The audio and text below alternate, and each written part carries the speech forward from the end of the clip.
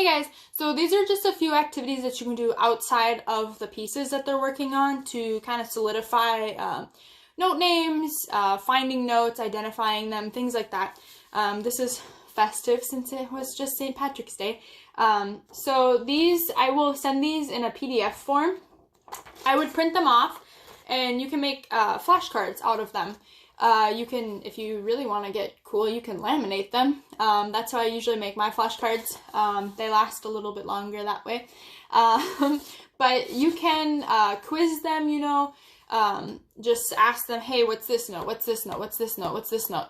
That type of thing. If you want, you can do that. You can do memory where you have, like it's the same with cards, where you can print off a bunch more of these and lay them down, and then they have to kind of flip them over, and if this is an A on the keyboard and this says A over here, then you can leave them up, and that type of thing. You can do that. If you want, I know both the girls love playing note speed when they're here.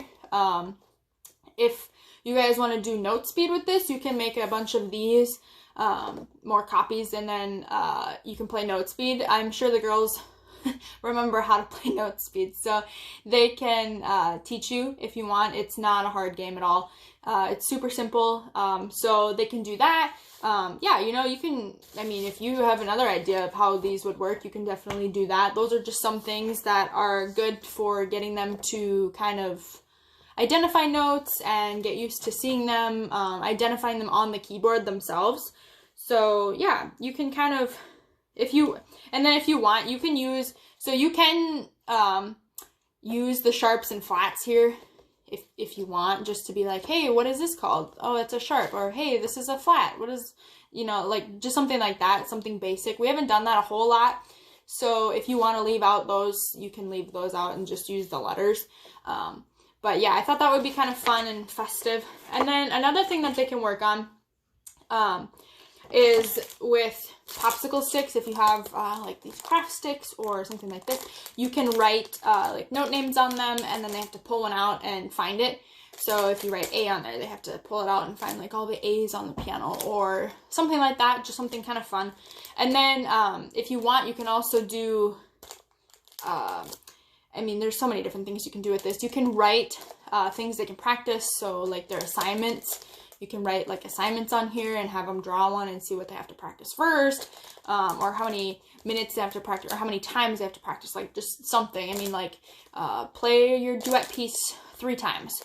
That could be on a stick, and then they pull it out and be like, oh, I have to do that. Just something. You can get creative. That always helps with younger kids in practicing because it makes it more fun. So you can do that. And then I'm going to send these over in PDF form as well, so you can print these off. These are great. These are practice cards, so it's things that you can work on.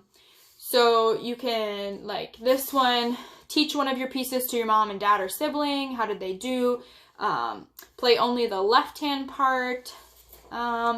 There's a bunch of things. Circle the hardest section and play it slowly 5 times. Just a bunch of things that is kind of helpful if you're looking to spice up your practicing time, because practicing is boring. It's always boring. It's never gonna not be boring. So finding new ways that you can practice are kind of what I do. So yeah, just find some things that kind of fit. I mean, if this works, if the popsicle sticks work, whatever, anything works, just as long as they are